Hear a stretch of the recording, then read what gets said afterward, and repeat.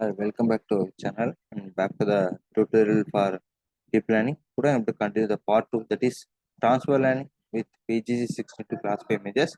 The previous session I told about the graph, how to generate implementation only. Just go to the continuation.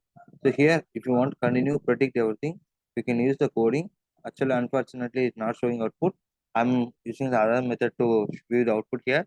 So we can give the line like we can write the code like data iter is equal to iteration validation underscore loader followed by the coding like images is equal to images dot to device and predictions you can give starts dot max of output comma one. So as already told you, we are using the Pytorch model to complete this process. So on supplementary you can do the Pytorch and we can go figure out everything. At last it will give the it will predict and give the images, display the images from the given data set. So as I told you earlier, so what you are going to do here, and B's, this data set will be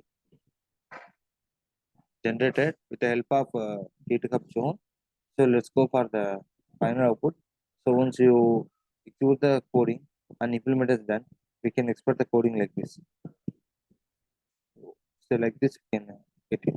It's the way how to implement successfully transfer learning with the VGG16 to classify the images in the Git data set. If you like the video, please subscribe and share with your friends. Thank you for watching the video. Thank you.